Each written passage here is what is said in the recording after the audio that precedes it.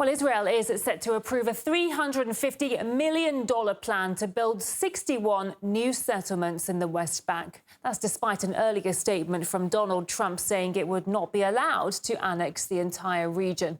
RT correspondent Charlotte Dubensky brings us this story from the West Bank. Plans by Israel to approve around 60 new settlements in the Palestinian West Bank are being described as one of the most significant settlement expansion moves in decades.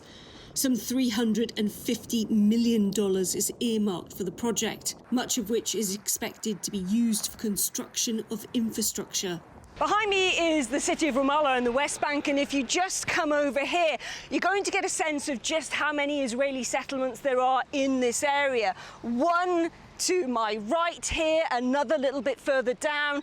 Behind me, a settlement that is currently under construction, and nestled in between them, a Palestinian village. If these new settlements are approved, we could see more Israeli settlements in an area like this, essentially creating a fear amongst Palestinians that villages will be cut off from each other. They will be entirely isolated, and then that would also give the Israelis more control over this land that is Palestinian land and is seen as being an integral part of a future Palestinian state. If those settlements are approved and they're built, well, many say that the idea, that plan for that state is completely eroded.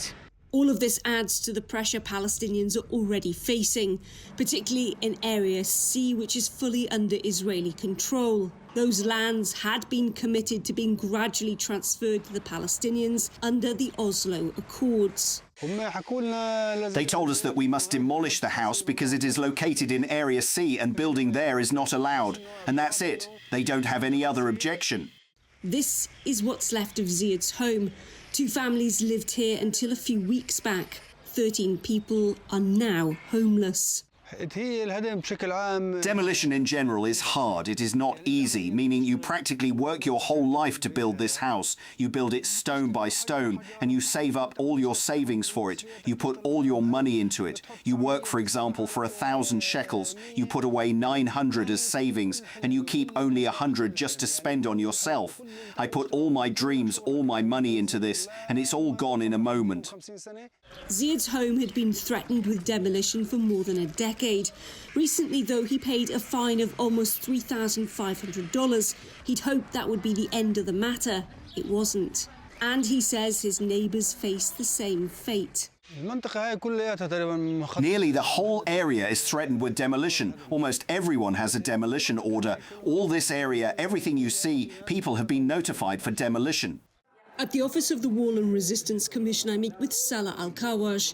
He's concerned this new expansion could see the West Bank divided and the final death knell for the dreams of a Palestinian state. Settlement, wall, checkpoints, roads connecting settlements. Their goal is 2 things: killing the dream of the Palestinian people in a state and turning all the Palestinian cities and villages and towns and camps into the worst apartheid system known to humanity. Therefore, this is facilitation of movement for the settlers and complication of movement for the Palestinians. Back in Jabba, that division is also concerning Ziad. Al-Jaba, this whole area has only 1 entrance, Al-Ram has only 2 entrances, and Hizma has 2 entrances. They want to confine us by forcing each community into 1 area, and they control the entrance. If they want to open the road, they open it. If they want to close it, they close it by their order, like prisons. Each area is like a closed prison. When you look down this valley and you see more and more settlements appear, do you fear that in a year or 2 from now, that's all you're going to see, that they're going to dominate the entire horizon here? This big one started with caravans, then little by little they removed the caravans and put buildings. Bit by bit, villages, homes in the West Bank are being chipped away, torn down or choked by settlements surrounding them. Soon, they may simply no longer exist. Charlotte Dubensky for RT in Jabba, Palestine.